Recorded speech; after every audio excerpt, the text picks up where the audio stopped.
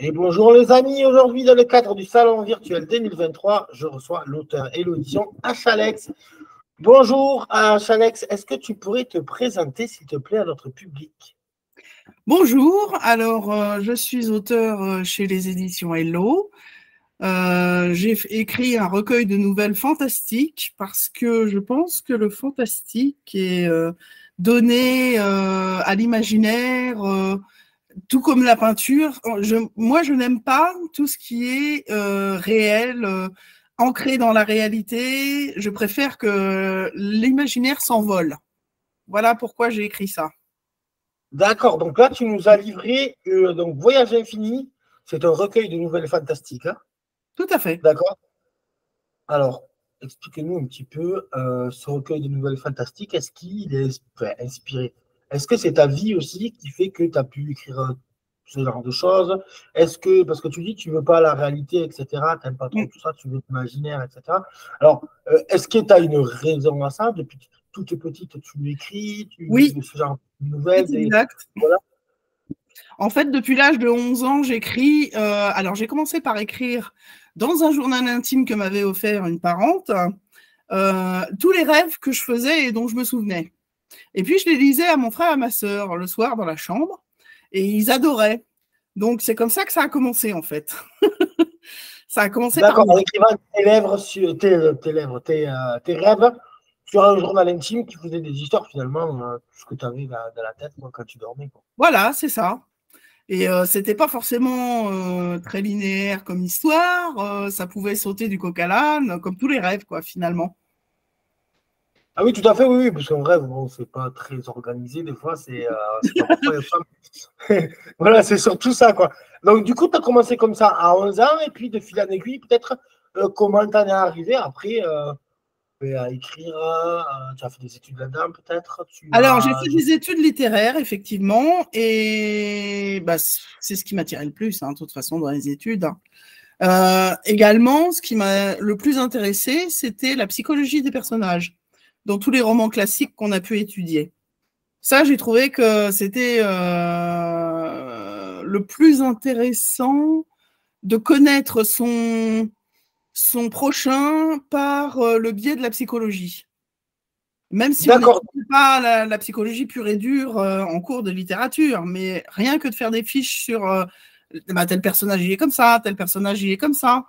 Moi, ça a vite dévié dans le fantastique où effectivement il y a beaucoup plus d'intérêt à dévier des psychologies qui peuvent être tout à fait banales et puis subitement se retrouver héros ou se retrouver anti-héros ou se retrouver dans des mondes pas possibles, quoi.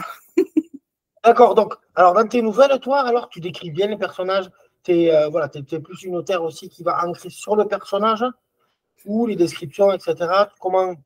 Quel est ton style d'écriture un petit peu Alors, mon style d'écriture, c'est pas trop la description, par exemple, des rues, des paysages, de ce genre de choses-là.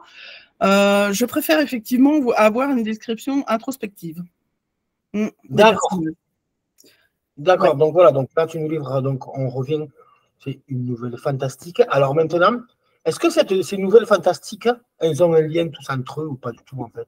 Alors le lien qui existe, c'est l'amitié et l'amour, parce que c'est un sentiment sans lequel on n'est rien, j'estime, hein, après je peux me tromper, hein, mais dans la vie, sans amour, on n'est pas grand-chose. Et j'ai voulu refléter ça à travers toutes mes histoires, l'amour ou l'amitié, ce qui est un autre penchant de l'amour, hein, de toute façon. Hein. Oui, tout à fait, voilà. Donc c'est fantastique, mais pas que finalement. Tu es rentré, donc comme tu l'as dit, tu aimes bien la psychologie des personnages, etc.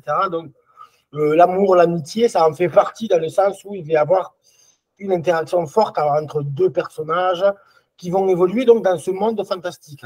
Mais est-ce que ce monde fantastique est toujours le même à travers toutes tes nouvelles ou alors tu nous livres un monde fantastique complètement différent à chaque fois? Alors ça dépend parce que certaines nouvelles sont axées sur, par exemple, la rencontre avec un démon, mais qui est d'apparence humaine, ou alors la rencontre avec des extraterrestres, on va dire, qui envoient un message sur Terre, ou alors même, il y a une nouvelle qui parle de de rêves tels que j'ai pu les faire et que j'ai pu commencer à écrire, moi, à 11 ans. Il y a un personnage comme ça qui continue des rêves qui ont une suite logique. Et elle rentre dans son rêve. D'accord. Alors, est-ce que ça, alors, vu comme ça, quand tu m'expliques un petit peu ça, ça me fait penser aux séries qu'on peut voir, tu sais, sur Netflix ou autre, Black Mirror ou dans le sens, allez, si je prends quelque chose d'un peu plus chair de poule, Stephen King, un peu fantastique, mais pas que, tu vois l'idée? Est-ce qu'on est dans ce registre-là de nouvelles? Hein? Alors, c'est pas vraiment de l'horreur, hein, comme Stephen King Non, peut voilà, non. écrire. Mais histoire courte avec, comme tu dis, des extraterrestres ou des choses comme ça, des choses fantastiques qui font, comment dire, qui arrivent dans l'histoire et qui interagissent avec les personnages pour avoir une histoire complète, quoi. C'est ça que tu veux, que tu veux dans le style. Alors, on n'est pas, oui, on n'est pas dans l'horreur, etc., mais on est dans une nouvelle fantastique avec de la dynamique, quoi. Oui, plutôt, oui, il y a de l'action, bien sûr, qui fait que on part d'un point A pour aller vers un point B à travers tout un tas d'événements qui se passent. Oui, complètement, oui. D'accord, voilà. Et alors, ce recueil de nouvelles, tu l'as écrit, est-ce que tu l'as écrit il y a longtemps déjà, ces histoires que tu avais il y a longtemps?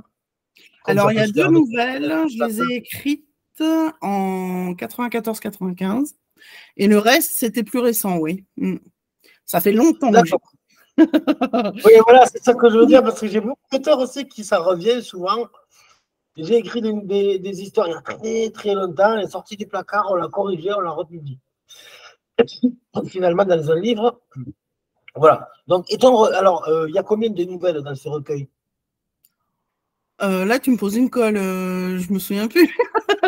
Je les ai pas recomptées, là, j'ai pas préparé. Hein. Ah, c'est pas grave. Une dizaine, Bon, une en tout cas, dizaine, on va dire. ouais, une dizaine de nouvelles. Mm. D'accord, pas de problème avec ça. Donc, toi, tu l'as publié en juin 2022. Oui. D'accord. Et du coup, est-ce que tu as des projets d'écrire d'autres livres dans ce style ou pas du tout?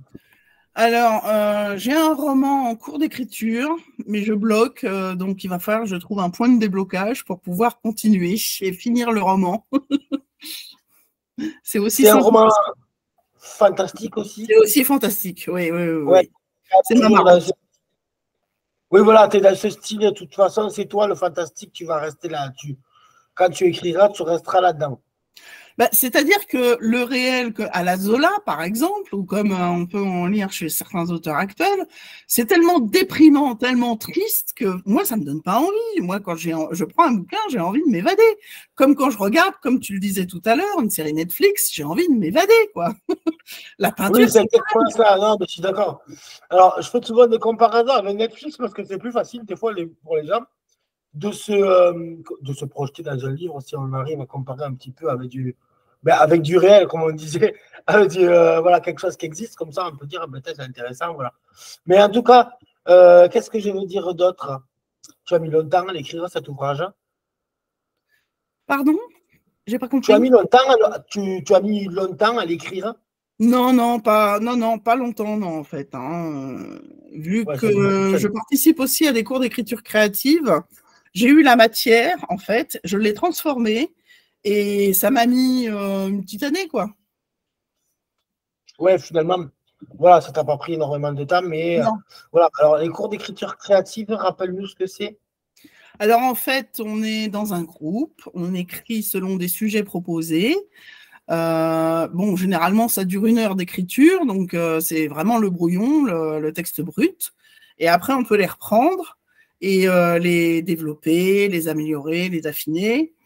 Et c'est comme ça que, par exemple, le premier texte du recueil est né. C'est comme ça. D'accord. Eh oui. Ouais. Comme quoi, toujours, même des cours d'écriture créative, etc., des choses comme ça, c'est toujours utile pour un auteur Bien sûr. dans sa vie, dans sa vie d'auteur, je dirais, pour cet axe d'amélioration. Je discutais avec une autre auteur, justement, qui est dans ce sens-là, et elle disait que faut toujours s'améliorer. On n'est Oui. jamais parfait dans l'écriture et que les axes d'amélioration, c'est perpétuel. Il faut toujours comment dire, en gros, se former et écrire pour évoluer, quoi. Comme pour tous les autres métiers, il faut se former en permanence. Hein. C'est un métier à part entière aussi. Hein. Oui, tout à fait, voilà. C'est exactement ça. On n'a pas une plume native et on n'écrit pas tout le temps comme ça, à moins peut-être une personne sur 2 millions, mais il n'y en a Oui, il faut pas, vraiment être un génie. énormément. Comment? Il faut vraiment être un génie, là. Génie de la Oui, littérature. Mais je ne connais oui, pas un oui, seul auteur qui n'ait pas repris ses textes, retravaillé, avec des brouillons surchargés. oui, Non, non. oui. Je crois que tu as raison. Eh bien, merci beaucoup, hein, Alex, d'avoir accepté cette petite interview. Avec plaisir.